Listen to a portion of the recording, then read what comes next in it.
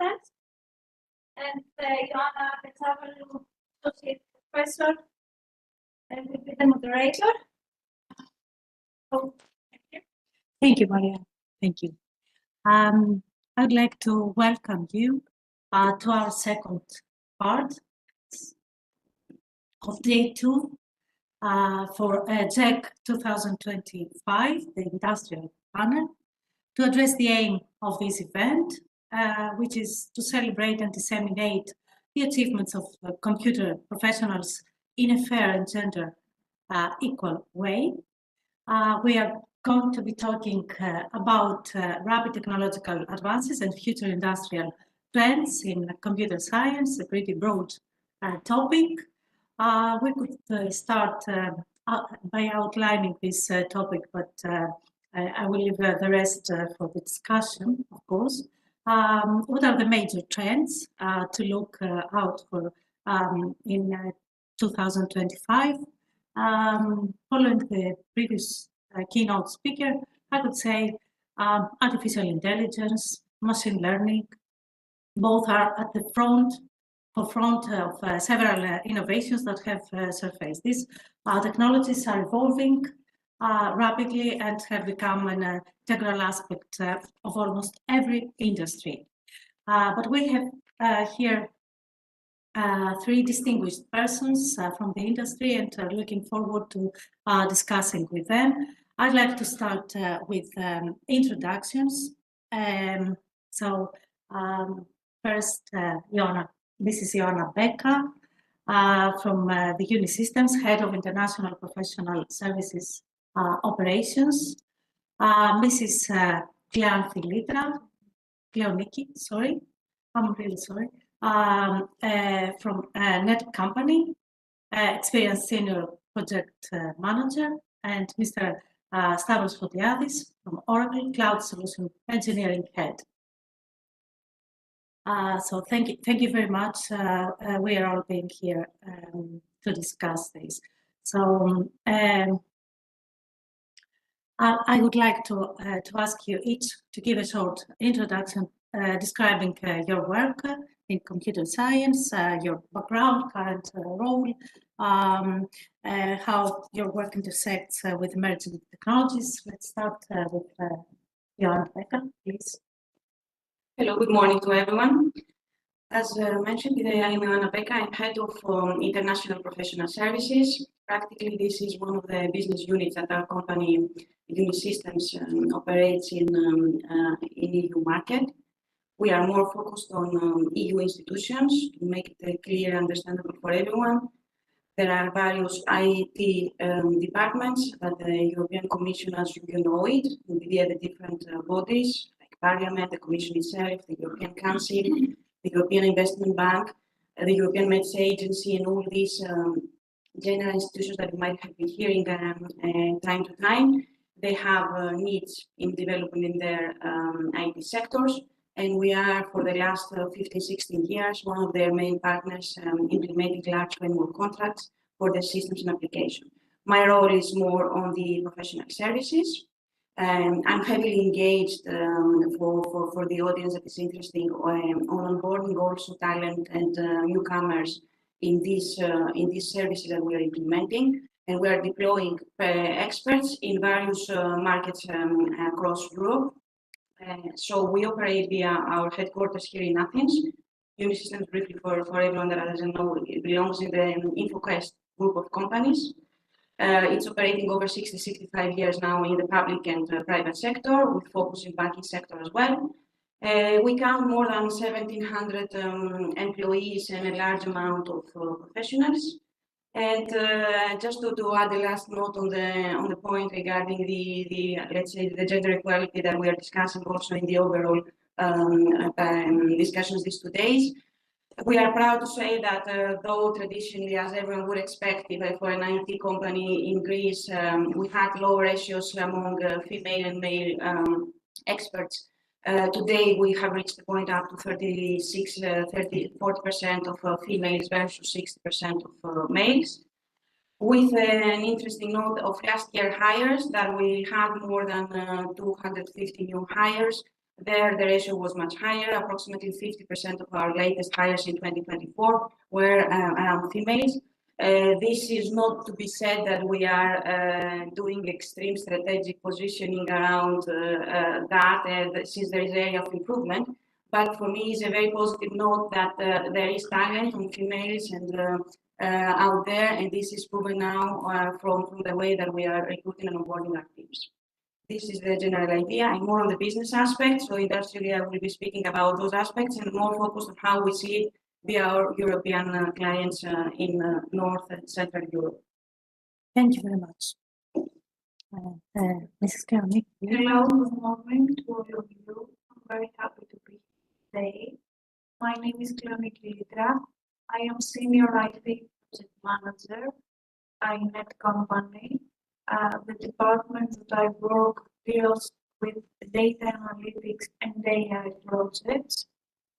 We execute and deliver projects containing machine learning and AI aspects across Greece and Europe. Our team consists of data scientists, data engineers, project managers, BI engineers, and machine learning engineers. And we have male and female in our team. We see a lot of value in female colleagues. Good morning. I'm Stav Fagas. First of all, I would like to say that we're very, very happy to be part of this 7th conference. Greetings to the Dean of the department and to the honorable members of the faculty that took the time to be with us today, and of course the youngsters among us, males and females and males that took the time to join this panel and ask and find out how we do our business and how they can be part of that. So I'm representing Oracle. We're not a household name, but in the informatics and the computer science field, I understand that, and I know for a fact that we're one of the biggest information technology companies in the world. We're leading several areas where we do business in, and that includes data management, it includes business applications across industries, verticals, as well as horizontal applications like CRMs, human capital management systems, and so on. And recently, we took a journey to the cloud. That's 5 years ago, and we have managed in those 5 years to also be among the leaders in this category as well. So right now, we probably have the biggest, I last checked that back in April, and back in April, Oracle was the biggest company in terms of footprint, regional, global, worldwide in terms of cloud regions, with unique offerings that cover a lot of needs of customers. As I said, we're a big company. We're doing around 52 billion of revenue worldwide. We are working together with around 160,000 colleagues around the world. And our R&D budget for the last 8 to 10 years has been around 80 billion. So it's quite big, So in the Greek and the regional standards, the Greek office comprises of a little bit over 200 people. Around half of them are working with us in consulting, technical consulting and implementation projects. And the rest of them, almost 50%, is around sales, technical sales, and customer support and field engineering support.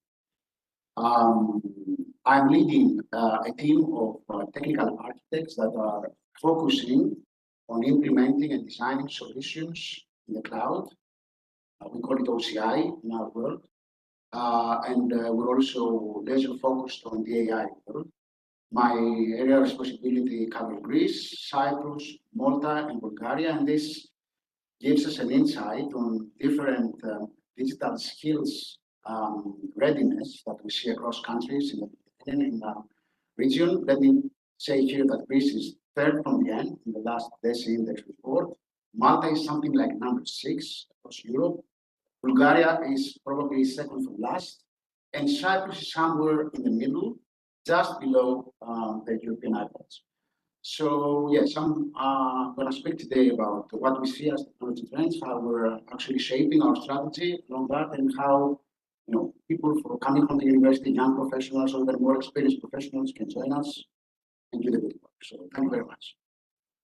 Thank you very much, all of you. May I say a word about myself? My area of expertise is cybersecurity. So just to facilitate the discussions. And I'd like to say that we have a list of questions, and I'm going to put these questions and start the discussion. If someone wants to add or collaborate in this discussion, please feel free to do so in the middle. So we could say that the first question is, what are the most significant technological shifts shaping the future of computer science companies? And how is your organization adapting to these changes? So can we start with Mrs. Joanna Beck, please? Well, I'm not going to speak about something innovative that you are not hearing all these couple of days in the last period. One area that is evolving around us is all this transformation towards AI. It's a broad topic. Now we are talking about generative AI, and it comes more customized in the different, I would say, application and system needs. What I'm seeing a little bit more broad from my experience, because I'm more engaged on governance of systems and on the aspect of interoperability and how the systems are connected, and this is what is a big point of the discussion around our clients. There we see also a big, I would say, growth and maturity being required in the areas of digital sovereignty, in the area of the resilience and zero trust, the cybersecurity, the area of focus that you mentioned earlier. So around those areas, also together with all the evolution around the big data and the AI and the opportunities that this is arising, a large amount of other, I would say, focus areas is arising.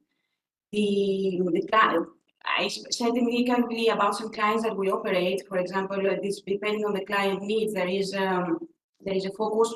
And we see the trends via there because these organizations are practically shaping the governance of all member states of the European Union. So depending on the systems in banking, the European Investment Bank has focused on the hybrid cloud modernization. We work with EU-LISA, that is the border control is the focus area for their scope. There, the most important factor is the secure and interoperable literally, because they have very specific sensitive data and forensics, the typical visa exercise and passports that we are all engaged. We work with the EUAA, the European Asylum Center. There, the priority is different: readiness for asylum case management, risk management.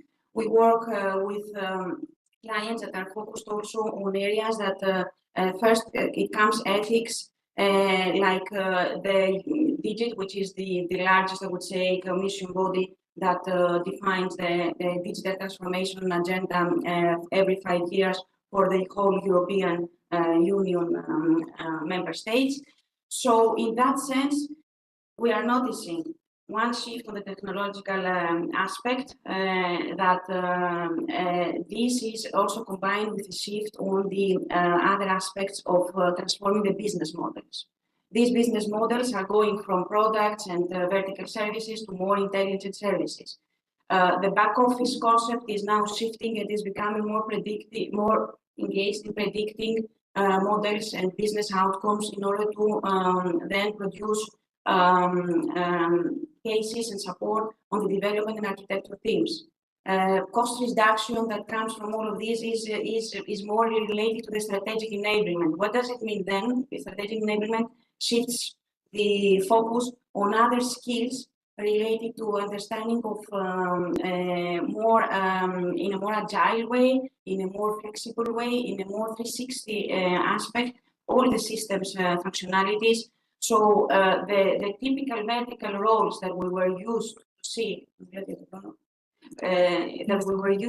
see so far in terms of profiles of developers or classic testers or classic analysts or project managers, all of these are being now combined, and in that way are stepping into the different areas. Now, how we are being prepared in Unisystems? We are being prepared, first of all, from in-house. It is first priority to train our existing personnel. We have every 5 years also a strategic plan that we target specific areas of growth and development. So via trainings and reskilling and upskilling of the personnel, we try to do this though in a more, I would say, operational and pragmatic way.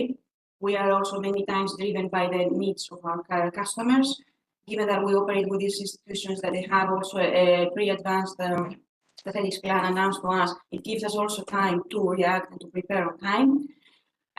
For example, in 2024, we performed approximately 30,000 hours of trainings for the personnel here and abroad.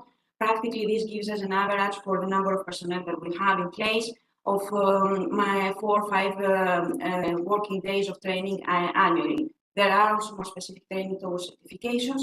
So one is training. 2 is synergies, partnerships. Being around the market, we have the benefit of doing that. We operate in Central and North Europe. We participate on these advancements. And in terms of what we produce, because we rely a lot on vendors like Oracle and other partnerships that we have in place, I wouldn't lie that we are producing today something really big in terms of the European level towards the AI and all this. Of course, we have a very strong legacy in data warehouse management systems. This is traditionally what we've been doing. This gave us the opportunity to grow towards data assets in this market.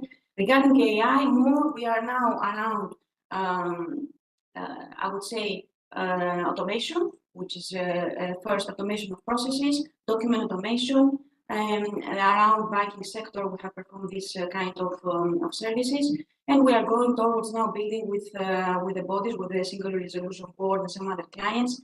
We have a very strong, still small but strong technical team that is moving towards that direction. Thank you very much. Training and education is always a solution to address these issues. Thank you. This is GEC'25, please. Thank you. We can all witness that technology is speeding up, and AI and Gen AI is becoming increasingly powerful day by day. But it's not only about new class of things, it is also about the way that we create and we use technology and AI in a responsible manner. AI is enabling businesses to act more quickly, make improved choices and decisions, and provide more customized and personalized services. AI is changing everything from care to public services. In Netcompany, we are developing solutions that are not only smart, they are also ethical. One example is our AI platform, Easily AI, that helps people with coding, writing, and note-taking. What makes it different, though, is that it is built with privacy and transparency as priorities, because in Netcompany we believe that privacy and transparency will be the base of the technological future. We are also using real-time data platforms like Pulse. We use Pulse at Copenhagen Airport, where we support employees with real-time decision-making. With these platforms and many more other platforms, we show how data and AI can enhance everyday activities, and they can bring value in our everyday life, not only in technological companies. Thank you very much. Mr. Podialis, please. I think that it's no secret that AI, Gen AI, deep learning, and machine learning are actually monopolizing, publicity and product strategy, I would say as well, both in terms of vendors speaking, like Oracle today, like integrators, like my esteemed colleagues here, and of course the whole of society, government, and any kind of business organization, from the smallest to the largest. So, if we try to say what's number one right now, I think it's AI. So the breakthroughs that happened back in 23 being seismic. They're changing the business models across industries. They're changing the business models across technology companies as well. So I think that everybody's trying to catch that train and be on board. So there is a lot of futurology about that. So what's going to happen? Is it going to go well? Is it going to go bad? There was a very, very interesting presentation by Dr. Gucci just before we started this session that talked about fairness and about the ethical aspect of AI. So yeah, that's a huge domain, and I don't think we try to discuss it in that terms. So in terms of work, what we do is that we're actually instilling AI capabilities across our network, starting from the cloud infrastructure that we're offering, our data management products. Oracle database right now must be hosting something like 65% of the world's data, structured data. So we're leading that. We're trying to actually make organizations make that technology available to them. We're offering fully managed services where people just, by clicking buttons, they can set up their own LLM and they can work the best LLMs out there. So we're not investing in LLM creation. We're not a frontier lab, but we're actually working as a marketplace probably. And at the same time, we're instilling all that technology and all those capabilities into our application suite. So, a project manager can have AI capabilities out of the box. An HR manager, same thing. A core banking application that you can buy from Oracle, being a financial services institution, we're putting, more than 10 features per month. We're running on a global program of monthly release management. So all our applications in the cloud are releasing new versions every month. And we're transitioning from the AI as a feature to the AI as by default, let's say, approach in our products. Then, okay, so apart from AI, there are also other things that are really about, more fundamental. It's about cloud computing. Cloud computing was a revolution, I think, for the business models. Again, everybody across the planet will use IT because it democratizes access to resources. It makes, security operations easier and more accessible even for smaller companies. And we're also heavily investing in that. So Oracle is something like 95% of our focus is right now in developing our cloud portfolio and installing AI in there. But there are also other things coming. So we have the coming of AI, the emergence of AI, the emergence of cloud. Now we have to really consider what kind of data we're putting out there in the cloud, who has access to those data, and speaking as European citizens, okay, how about the Cloud Act? How about moving data around places and who has access to them? So there is a lot of discussion and a lot of product development efforts on top of sovereign cloud. Actually, Oracle is the only hyperscaler. Google doesn't do that. AWS doesn't do that. Microsoft doesn't do that. We're the only hyperscaler offering EU sovereign cloud services in Europe, operated by European residents from a completely different business, let's say, subsidiary, which applies to European law. We're the only ones that are doing that. We also have customers from Greece working on top of that paradigm.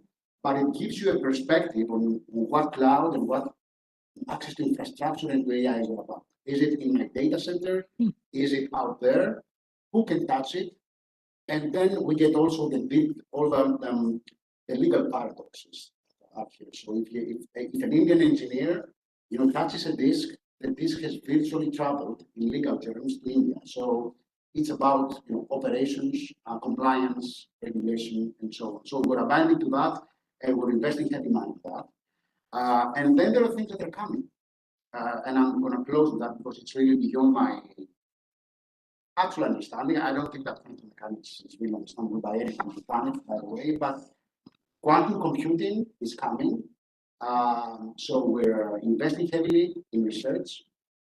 We're working with our competitors or our adversaries in business terms, IBM, with institutions, education institutions around the world and research centers to be able to understand what's coming and how the whole industry is going to be transformed. Because if you combine quantum computing with cloud, with AI, and then with all the crypto and the security, cybersecurity aspect, there are a lot of challenges ahead. So yeah, in that aspect, that's what we're doing. And we really believe that business models across industries are changing drastically. We like to call it breakneck speed. So things are getting obsolete week after week. You can see the development of LLMs, you can see algorithms, you can see the accuracy, you can see language support, you can see safety tests. Look out for Claude's, for Anthropic's latest safety results. So we're in front of a huge challenge, a challenge to instill that new progress into business models, decrease costs, be able to be more agile, be able to provide better outcomes for businesses and for the society as a whole. Because we're not only doing systems for sales organizations. We're also doing business for research centers, for governments, for health institutions. So those four aspects we believe that are really important from now on. And the sad truth is that in Greece, especially, we're a little bit behind. So we need to catch up. We need to increase our cadence and our speed, onboard new people fast, give them all the tooling and the methods to be able to cope with what's coming, because we're going to need all the minds and all the hands that are out there in the next year. So thank you very much. No doubt AI is at the first place, but we should also consider how we can address, for example, issues like privacy and transparency, Clemiki mentioned before, and probably also other emerging technologies like blockchain could assist this. Not only we could not only see AI everywhere, we should see also other technologies that would support all this run, because it's like a run. I agree. It's a huge field right now, and I think that it's terra incognita in Latin. So we don't really know where we're going, not as Oracle, but as an industry. Technology is really out there, unpredictably progressing, and there is an ethical dilemma here. Like, are we going for the money, or are we going for safety and for a good outcome, for a better outcome for everyone? And this is a huge debate right now. I understand that in the frontier models, and the very, very strong governments that are able to potentially apply regulations, there is reluctance in that. And I think that we need to collaborate as industry and as educational institutions and as regulatory bodies to target to the best outcomes. Europe is again behind, but it's definitely a challenge, and it's a really, it's a really tough challenge. Yeah. Thank you very much. So we can go on to the second question. How are emerging technologies such as AI transforming business models across companies? Can you share an example of how your organization is adopting or investing in one of these technologies? Can we start, please? Yes, this answer is going to be, I think, faster because I incorporated in my previous one as well. So, as mentioned, in terms of internal strategy, one is the transformation of the current employees. So we have built an AI center of excellence, We thought this thoroughly throughout the group of InfoQuest, one thing is training the experts that you want to put on the commercial aspect. Another thing is creating the center of excellence and having ambassadors internally in the group of our companies in order to make use of the AI also for our existing staff and operation.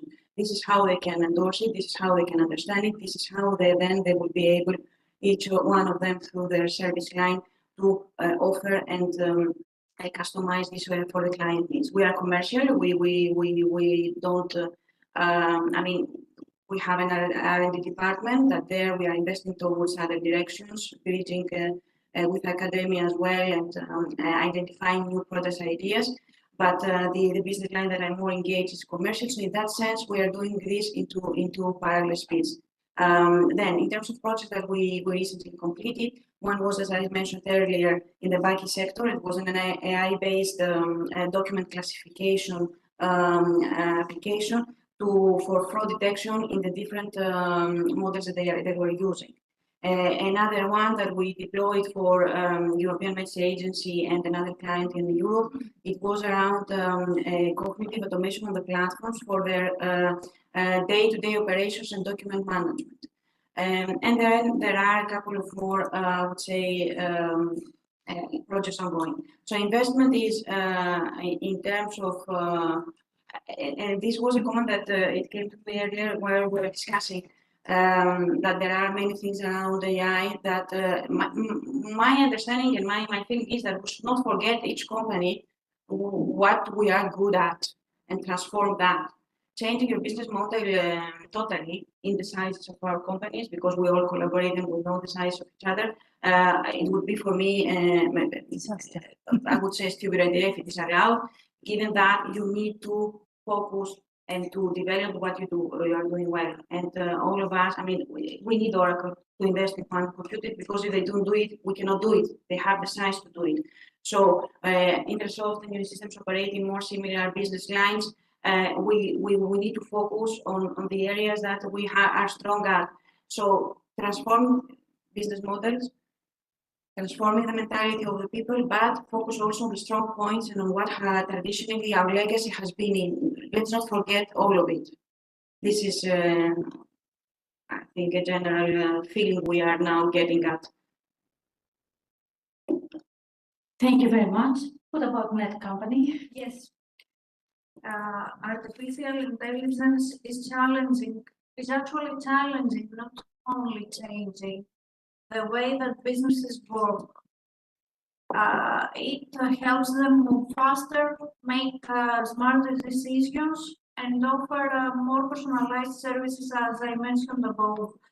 At Netcompany, we built the last year many AI assistants for Greek public sector, and we are especially proud for a project with the name Pension that is actually published in Denmark, where we built an AI assistant that helps advisors to analyze the members' data and give better advice for their pension.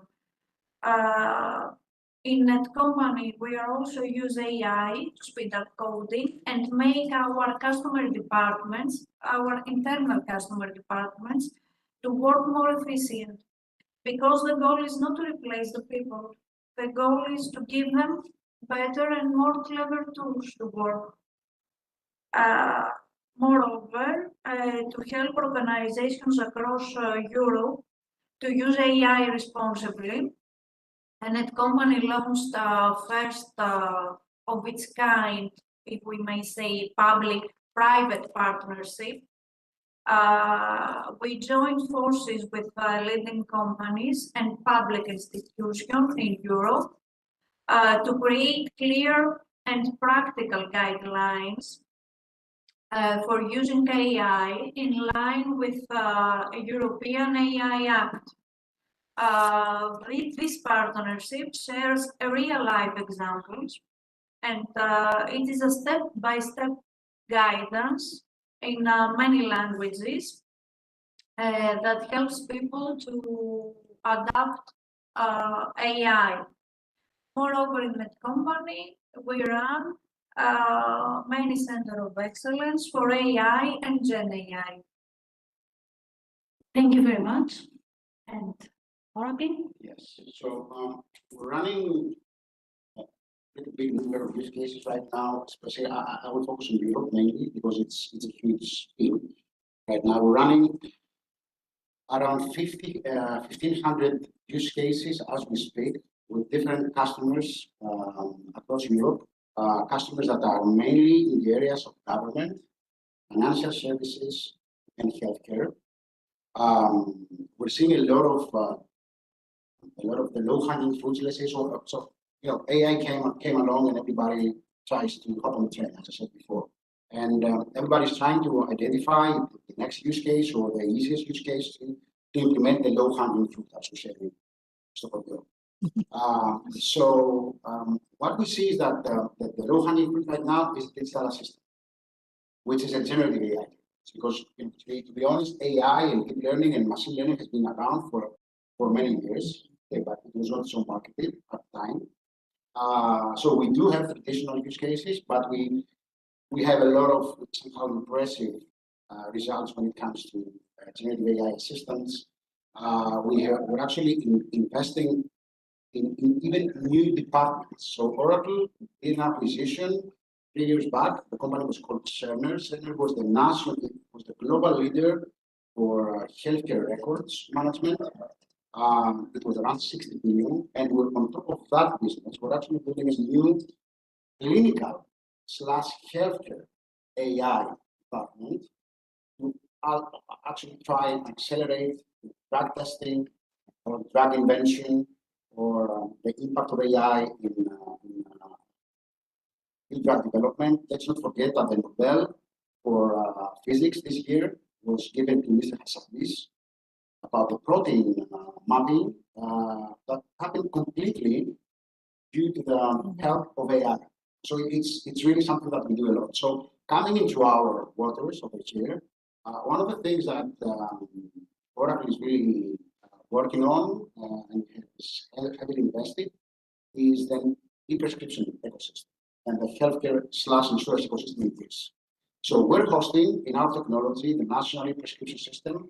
We're hosting in our cloud technologies your My Health application. If you don't have it already, it's for free. Go download it. It will give you access to your lab exams. It will give you access to your national healthcare record since last week.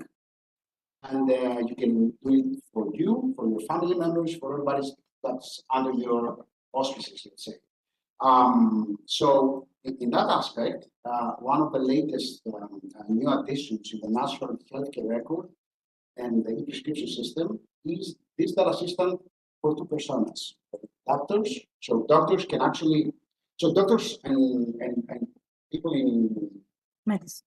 not in medicine, people in judges and people that work in law, justice. Thank you.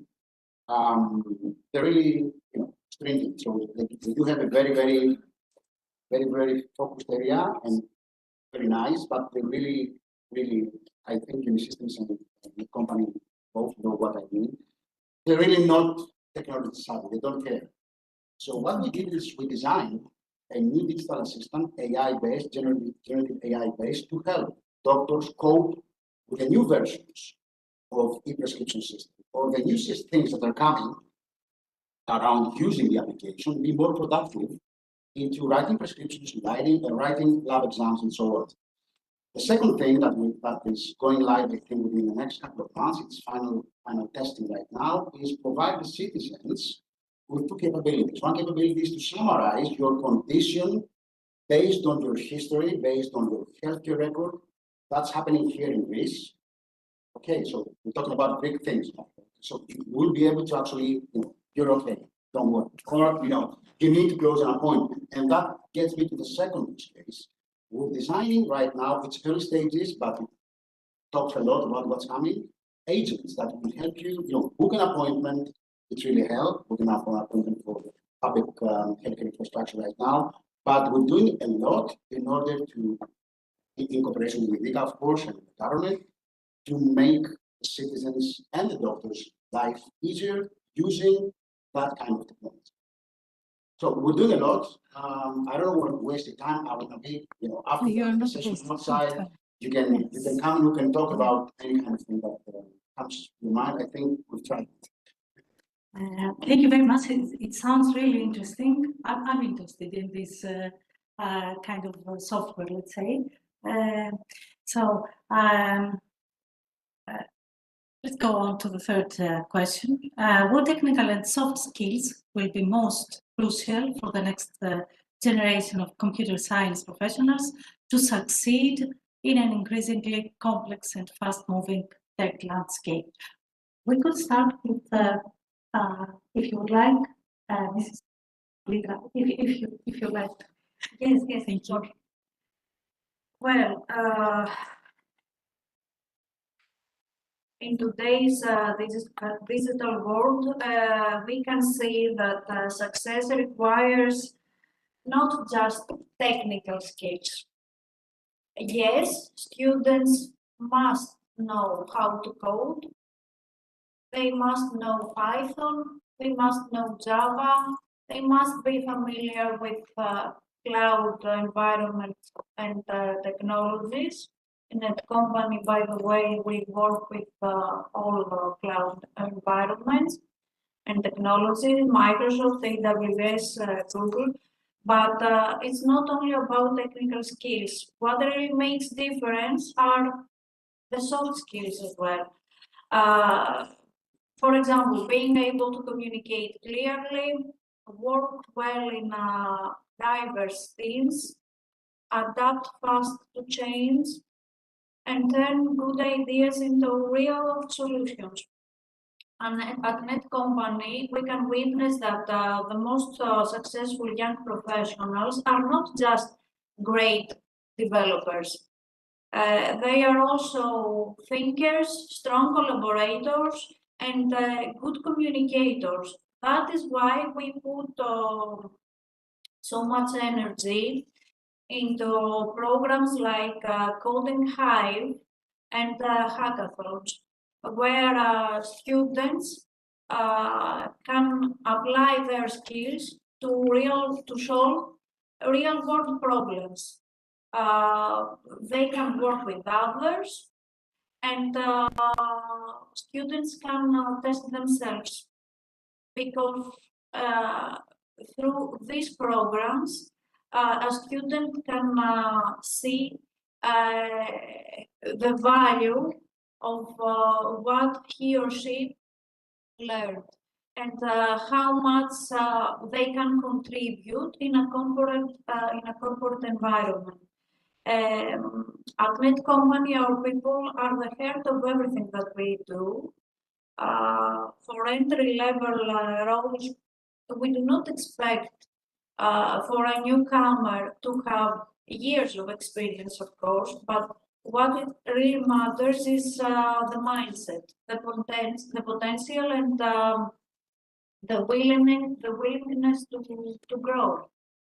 From day one, the newcomer will be treated like a full member of the team.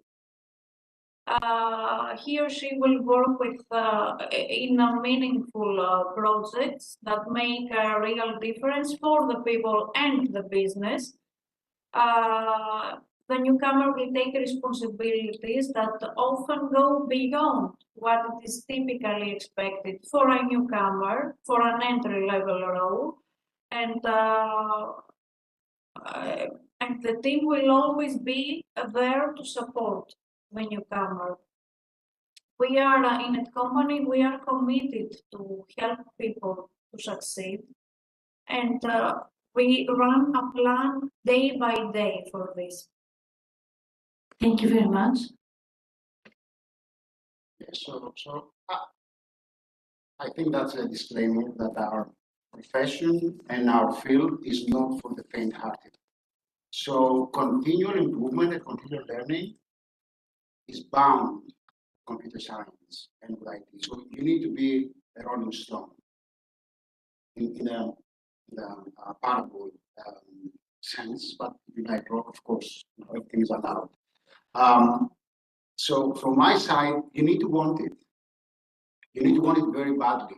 to work in this industry because it's a hard industry. You will spend your time on top of your keyboards and your screens. That's not something new that you're hearing from me. I understand that people will be in this room that are taking the time to be in this room right now are eager to learn, eager to progress.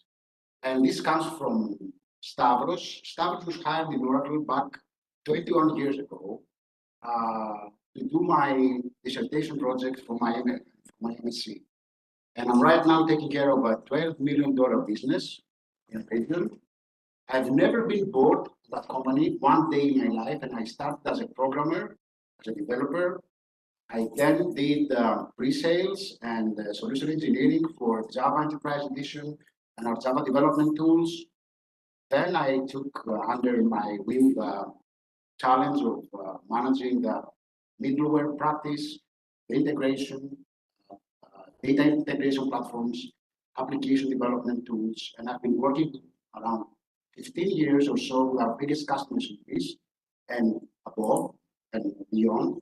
So you need to want it. I wanted it, and I think that anybody who wants to do it, or will give them the tools, and will give them the method, and will give them the environment to grow professionally as well as personally. And it's not only Oracle in Greece.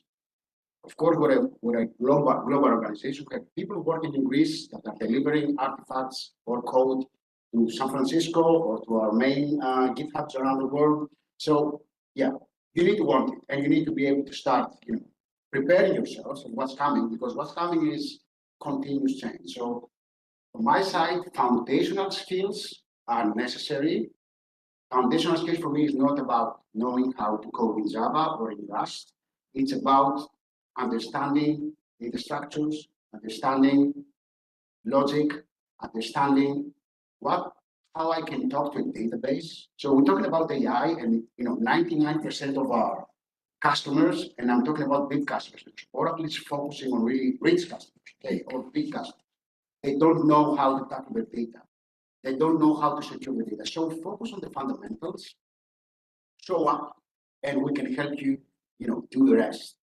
Yes, there are fundamental things. There are foundations that you need to take care of, like networking these days, cybersecurity these days, like having an architecture approach into development.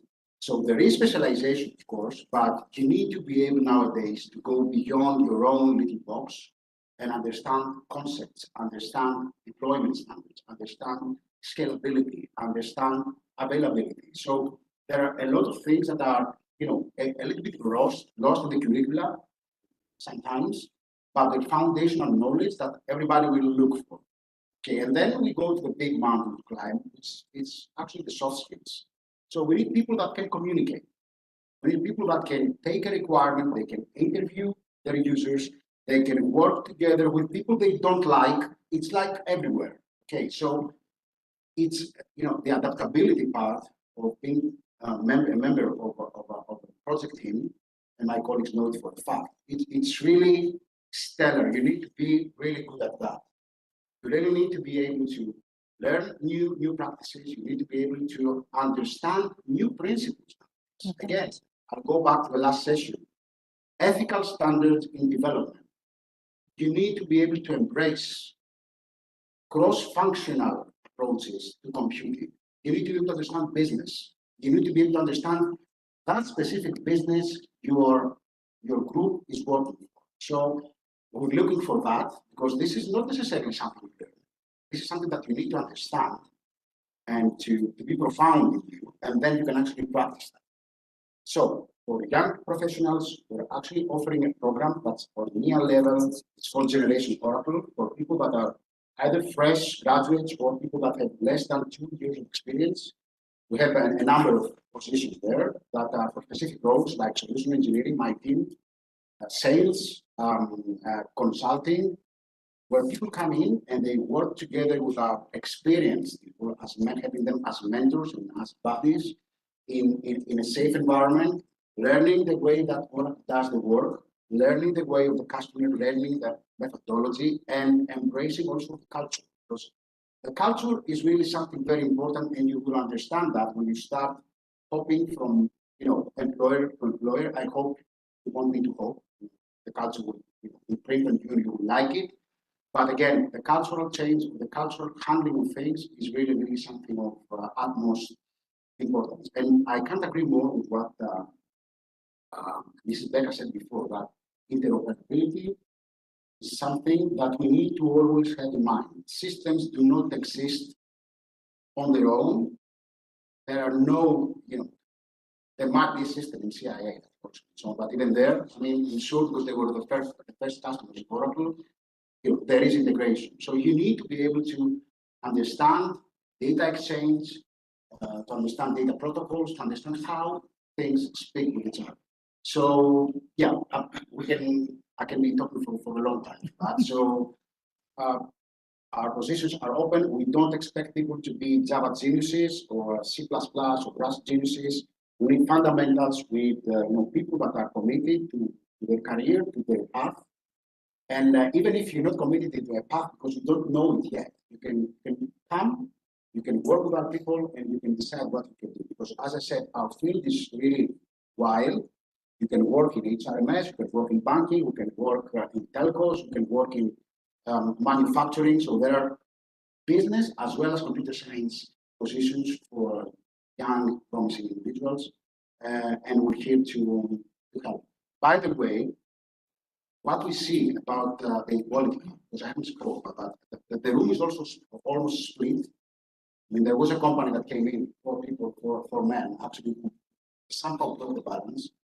What I want to say is that in the recent years, and especially in our delivery organizations, we see balance. So we see a lot of females coming in, a lot of women coming in, working with us, and that wasn't the case some years ago. That's not the case in my team, and I'm sad to say that, because I'm not getting CVs. I'm being a hiring manager for something like 4 or 5 years now. I'm not getting CVs from women, but we're getting a lot of CVs when it comes to delivery, when it comes to programming, when it comes to data scientists, when it comes so that's going somehow well. I wish there was experience in the field, because we're looking into architect roles, maybe so requires some experience prior.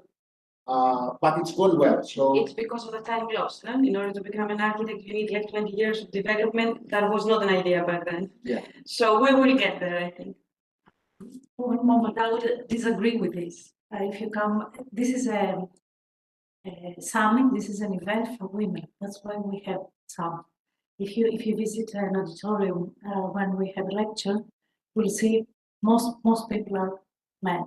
We don't have so many female students. Okay. And because I used to be a student. Yeah, there used to be Hopper, there used to be Margaret Hamilton. I mean, we need to somehow be able to project those iconic figures in computing.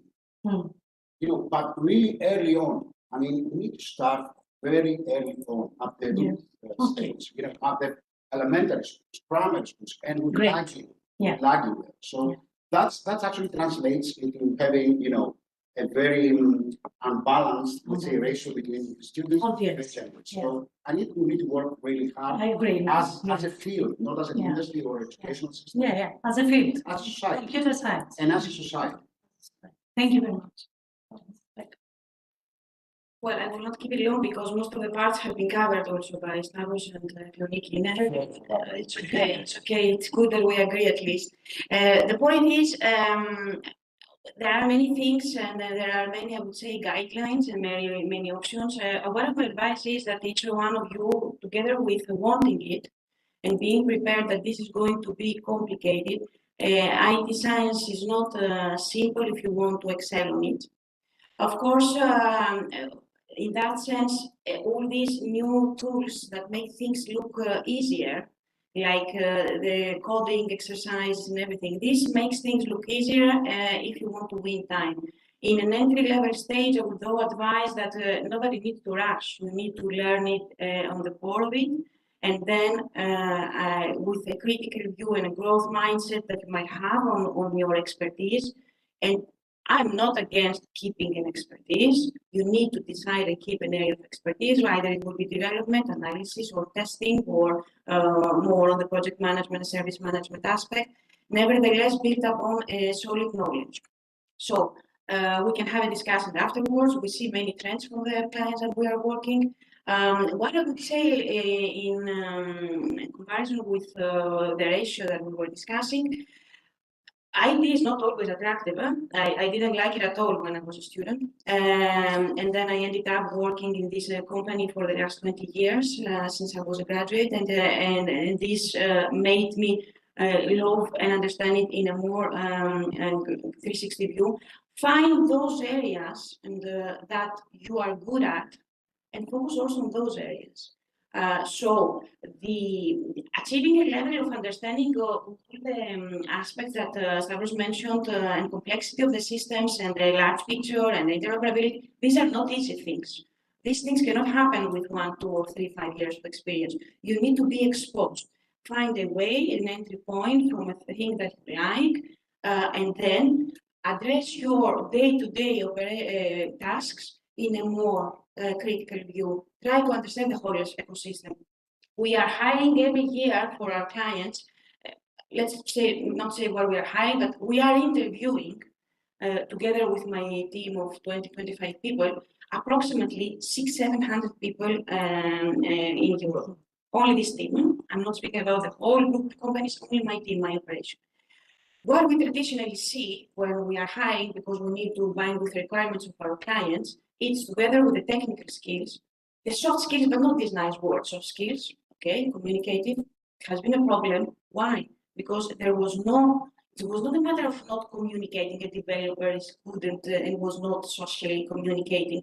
A developer didn't care to understand the business scope, the workflows, the outcome, the impact, the customer satisfaction, all these roadmap, because it was so much dedicated on their own field. And this has been more than 10, 15 years that all major clients are not looking for that.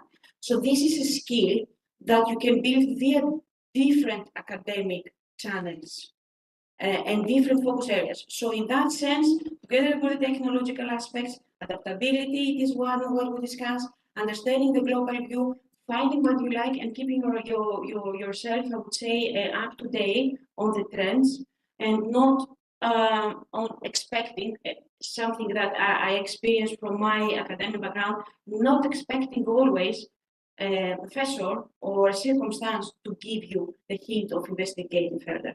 Now you have the tools, you can do it yourselves. Then make the right questions and ask the right guidance. Invest on guidance, whatever it can be.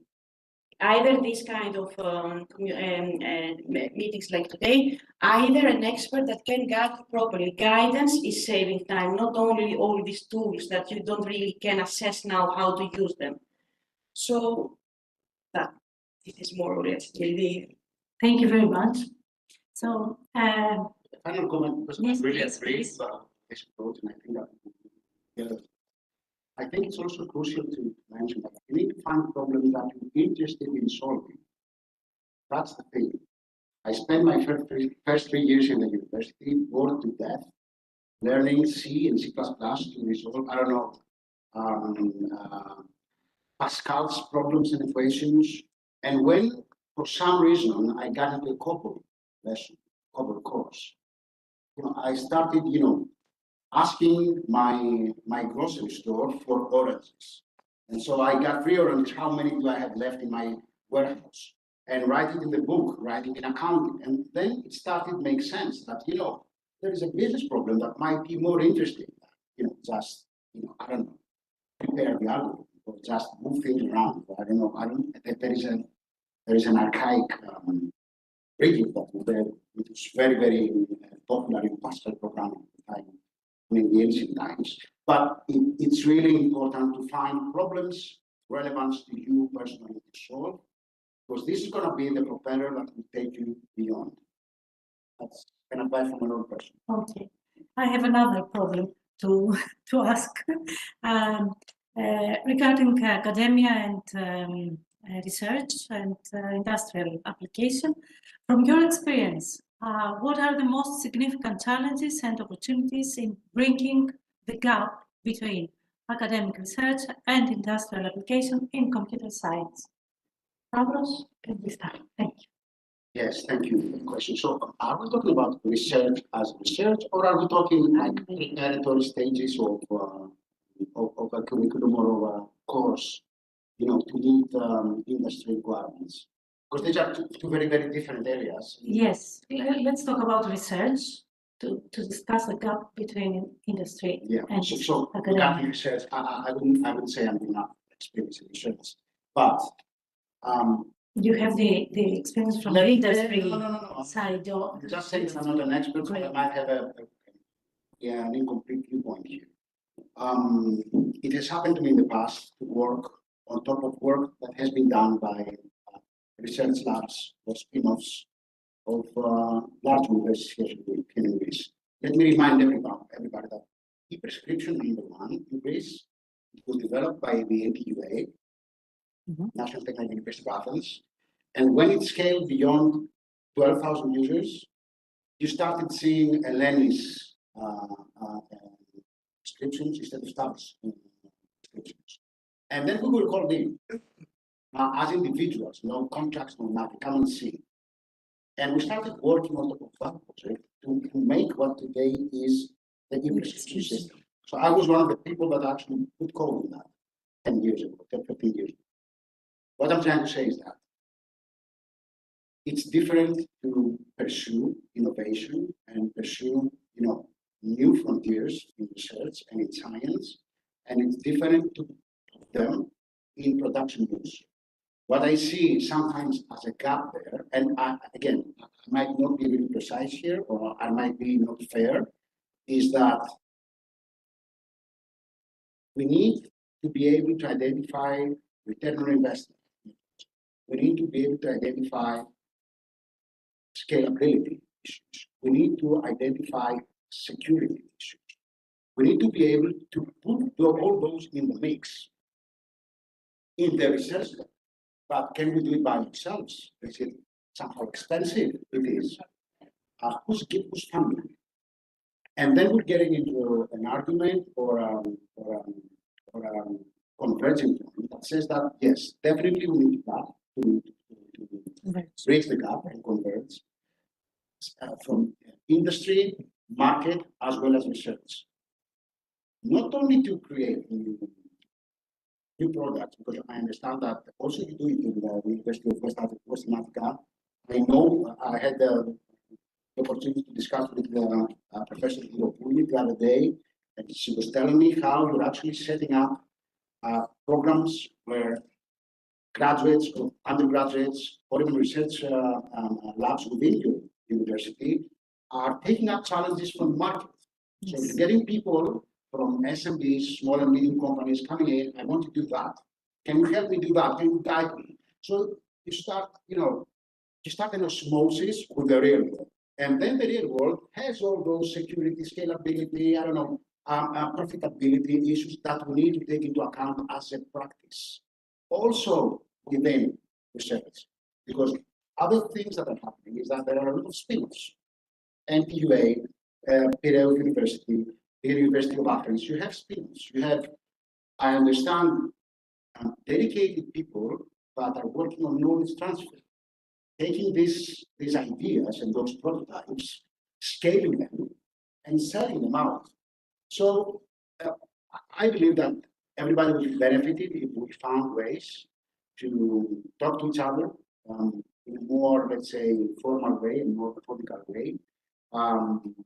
Talk about the challenges out there, as the ones I mentioned, probably work on joint data sets or joint use cases.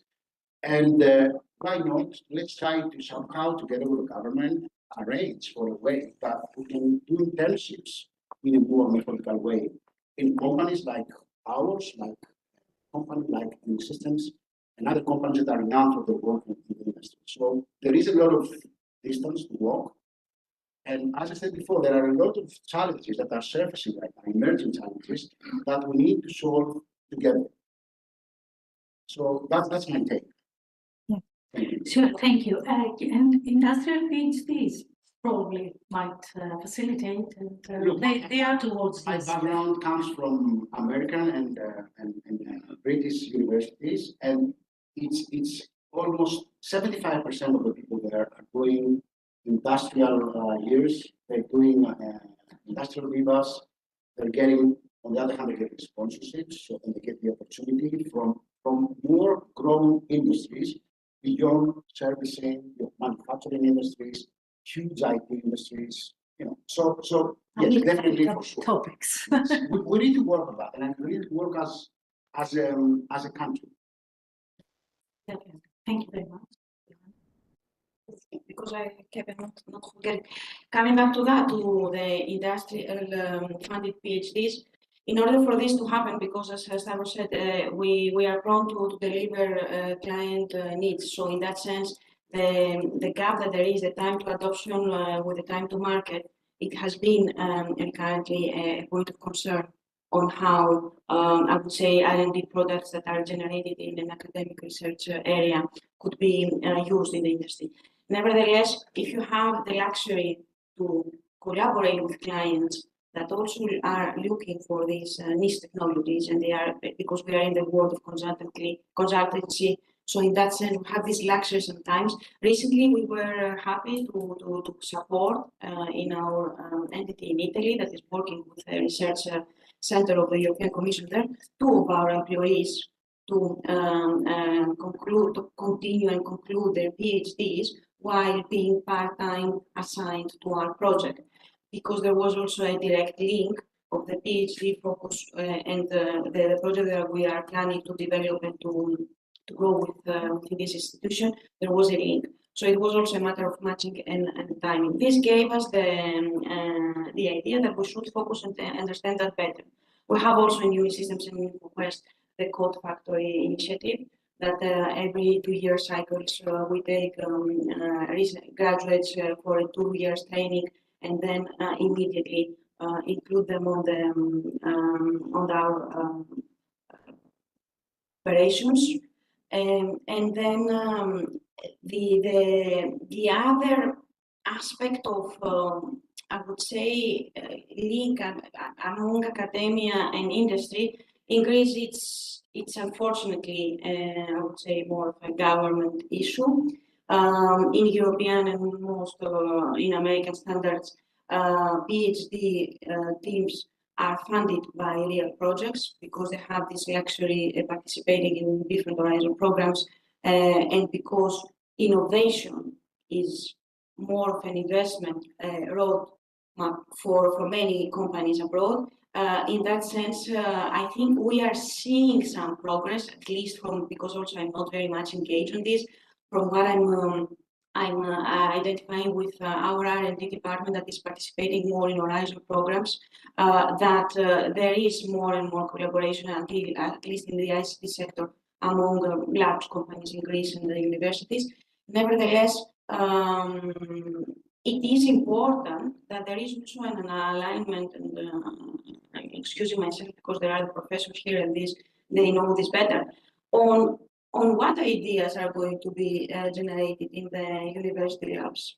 They need to be pragmatic ideas. They might be not always such. I had a time half an hour earlier around the posters, and there were very interesting ideas, and some of them sounded for me much more complex to get in the market, and some of them I felt that they were ready to go to the market with a quick investment from a company. So it needs this mindset also coming from the professors towards the students in order to direct them towards this more fast link with the industry.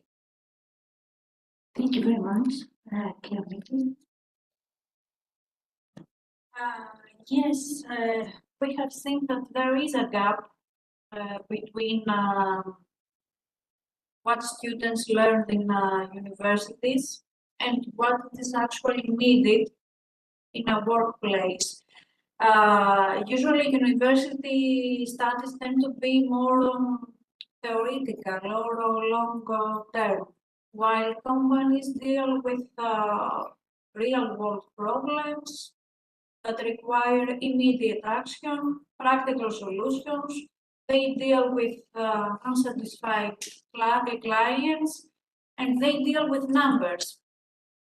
However, in a company, we work very hard to bridge this gap. We collaborate closely with many universities, like the University of Piraeus, University of Athens, and many other universities in Greece. But we do this not only for networking. We do this to give the opportunities to students to actually see how they can apply their academic background in real use cases. That is why we issue hackathons, we issue case competitions. We launched a program with the name YAF program. And our goal is to inspire young people in order to see a future, a future of themselves in IT industry. We share practical knowledge about their career in the industry, and we offer to them opportunities through internships actually. Personally, in my department, I have worked with at least 10 to 15 internships, and the majority of them became valuable team members within these years. Also, the YAF program reaches out students at all stages, from elementary school until high school and universities. And what really makes it work is that our people, that company employees, participate in these programs. We take the role of mentoring, we guide these students and share our experiences with them. Okay, thank you very much. The time has passed, but is there any questions, please? You would like to ask something? Yes, please.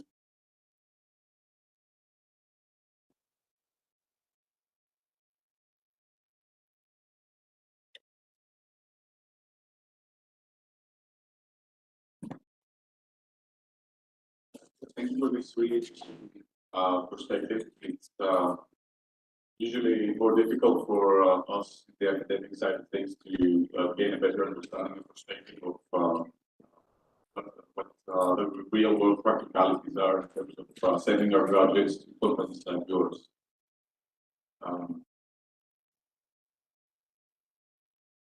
It was touched upon quite often in the panel. It was commented that there are some structural deficiencies in the way the academic and industry ecosystems cooperate in Greece. And I think it's true. One of the big problems that we are facing, first of all, is the lack of ability to attract females in our profession. This has been discussed here. This is a topic of the conference. So I was wondering if perhaps companies like yours can show some greater commitment towards achieving this goal, perhaps by supporting young girls to enter IT studies as a field of choice, perhaps through small scholarships or continued mentorship and support, particularly targeted towards female candidates throughout their academic years, with perhaps increased prospects of being hired at the end of the studies. The other thing I wanted to ask you is whether you think companies in Greece can play a role in addressing the urgent and very deep crisis that we are facing in terms of losing our students in their third and fourth years due to financial difficulties. I know for a fact that a lot of our students certainly seem to disappear, to drop off. They don't come to classes. And one of the main reasons is that they find employment in companies like net systems or Oracle or Unisystems, The first year. where a degree is no longer really required There seems to be a trend, like, do you know some Java? So basic Java, yeah, please come and work for us. Oracle doesn't do that, by the way, sorry to interrupt. but Yeah. there is- Other companies don't do this Qualification. anymore. No. They fire them if they don't get their degree. No, I have students of mine. For an interview, it's a minimum requirement is to have Okay. an undergrad degree at least. Yeah. From then on, we can. That's good, I'm pleased to hear that, but certainly the phenomenon is there. Usually it's for smaller companies that have more immediate projects, Yeah, but for larger projects, and yeah, I mean, there's also freelancing opportunities, Yeah, like, it's you know, like- take students away and so forth. So I was wondering if perhaps companies like yours could consider perhaps supporting promising students to finish their degrees and gain this qualification without being drawn into this sort of problematic state where they're struggling to keep a job and at the same time finish a degree, and at the same time having our government complain that our students take too long to finish. But it is a practical reality. Wondering if companies like yourselves can help. Okay, someone would like to. So, a couple of comments first. So I don't believe that the gap between the research and the educational system right now happening at the university level and the industries is related to the fact that we're not having gender equality in technical jobs. I don't believe it. But in any case, the gender inequality issue as it is manifested should be tackled. I think that it is a problem, as I think what everybody admits. Another thing that you might not find in agreement. I don't find anything bad for somebody who has found his path to not complete the studies. By the way, Oracle was founded by a person who dropped out from his University of Illinois, University of Illinois. Steve Jobs did that. Bill Gates did that. I think that the problem is not finishing the course, is what kind of opportunities you face as a dropout. Are you going to stay as a underpaid programmer forever? If you find by that, fine for you. Nobody is really going to stop you being an innovator from starting a business other than the ecosystem that you operate. So I believe that if we had a healthy ecosystem, less rigged in some areas, more open, or to the country that is very, very high up in the digital index that we mentioned before, it would be a different problem to tackle. My focus would be in responding to your question for people that do want to continue their studies and they get carried away with financial issues, financial problems, and they end up doing something else. In that area, it's not like you should be communicating like that. I don't have anything to offer. I don't know about scholarships, at least in Greece. I don't think that we do that. And there is a huge bureaucratic process to do that also if we do that somewhere else or move it also in Greece. It takes a village to do so, but we definitely can work together to discuss how we could potentially, with no promises, I can't make such promises. My paycheck and my role in the company, but again, we're actually getting subsidized. We're actually subsidizing in certain roles, women hiring rather than men. And I'm seeing that also another international is happening. I don't know anything about supporting a global and very, very vocal internal program about diversity, inclusion. But right now, as far as I know, there is no program that actually subsidizes women in IT versus men in IT. But we can definitely work about think how we can help. By the way, there is also something else that was mentioned about the skill sets, what kind of skills are required. Let me tell you that, first of all, If you come to me or to Oracle, get hired, it is preferable, but not mandatory, to know Oracle technology. If you come with a certification for Azure Foundations or an AWS entry-level architect, it works for me because I've been an engineer. I know that a good engineer can really shift, and that's really what we're asking. So go out there and invest the time.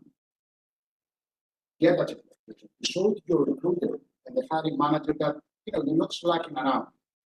So do that, put that effort in. Second thing, everything that runs cloud in Oracle, everything related in terms of training material that has to do with cloud, has to do with AI.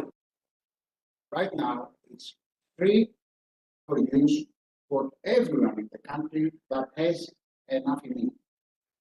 It's a webpage in National Coalition for Digital Skills. We've donated that material. You can use it outside the university. You can give it to your cousin. You can give it to any person that wants to really get and see, get access to that kind of curriculum. You can do it. Teachers and educators, you can do it. You can get credits for free from Oracle to, organize it up and actually go and, help your students see something that is happening out there. Probably, I don't know, Sun Microsystems in the past was actually donating heavily to universities. I don't know what Microsoft does. I don't know what Google does. I hear a lot. I don't know what is actually happening. But right now, Oracle is giving you everything as a citizen for free to work on. You might need to pay, I don't know, €100 as a student in the discount to get the certification, but the material is there. You can start working. And there is also the other thing, the Oracle Academy program. The Oracle Academy program is, again, for free, targeting to educators, giving you access to labs, to documentation, to resources, so that you can organize labs in the school. With Oracle's permission, it's a donation.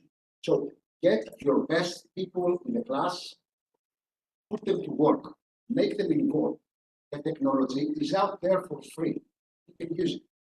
And it's not only Oracle. I mean, if Microsoft has that, go do it with Microsoft. If you like it better, if you feel it satisfies the industry requirements better, go do it. But it's out there. And nobody will penalize you for not knowing AWS and knowing GCP and so on. So it's all very interesting. I answered the question. Yes, because we hijacked it. John, I'd like to add, Just quickly add the last word. to focus to the aspects of the question. Are we doing anything to become more attractive to female candidates? Not per se, but we participate on activities like Women on Top and mentoring, and this we are doing it, and our colleagues and senior colleagues are dedicating their time in order to inspire. The point is not only to on board for a certain period, to continue and maintaining. And this is also the company culture that gives a general environment of work, supporting. I'm not going to go down to that, but not all IT females are may very young. There are also of intermediate age, supporting your family growth and everything. So you need a global aspect in order to decide.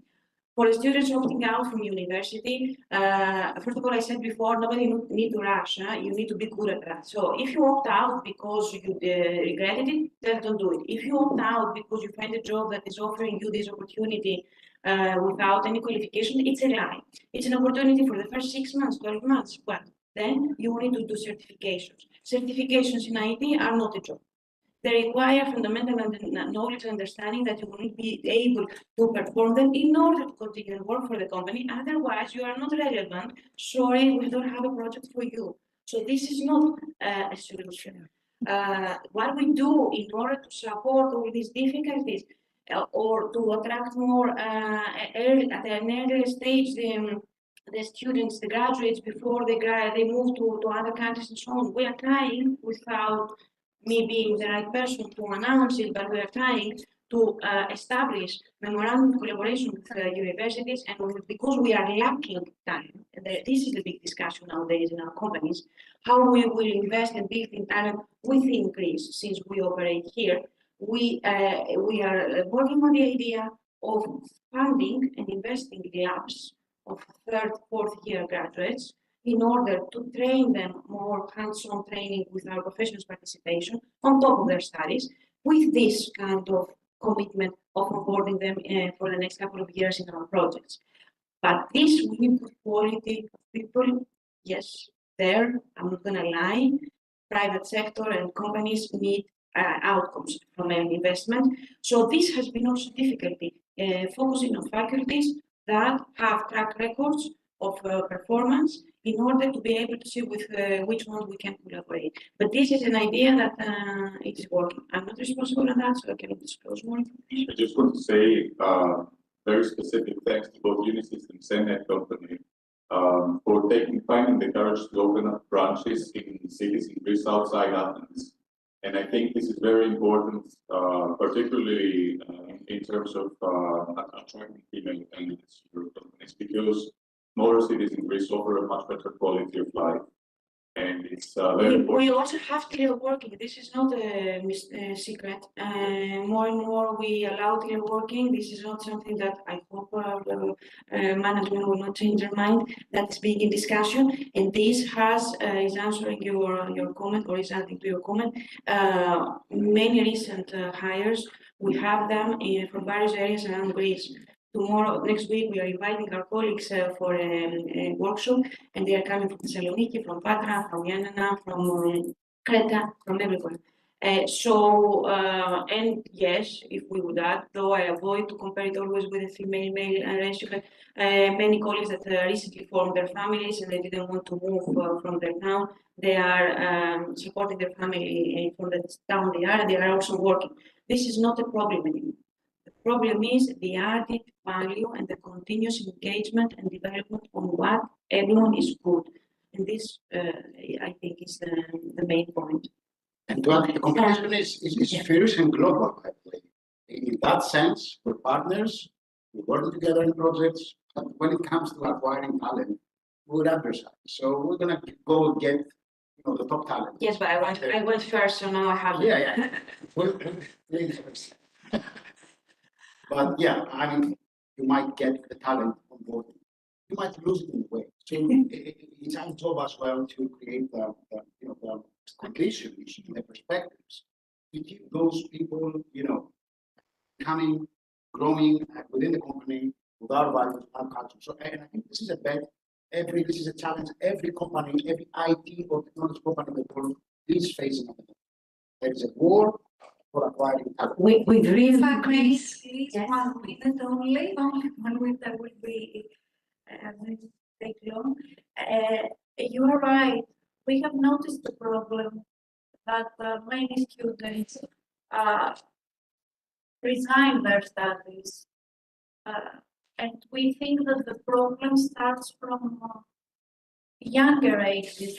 That is why we run the youth program in the company, where we reach out to students from elementary and high school, and we give them the chance to see a corporate environment and how they can deal with what role they can have in the IT world. And actually, we reach out to students not only in Athens. We are, remote through Skype, things in many other schools in Greece.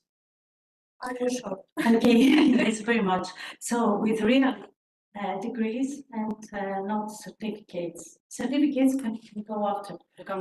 Yes, yes.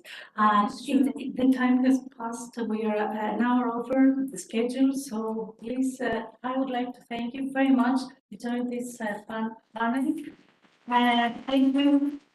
Thank you, the audience, and for attendance. And Maria, you can Thank you continue. very much. I invite you to continue the discussion during the lunch break.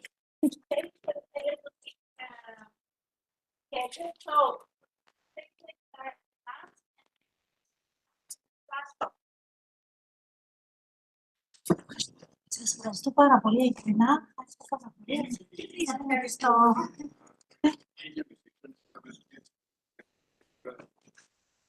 Ευχαριστούμε πολύ.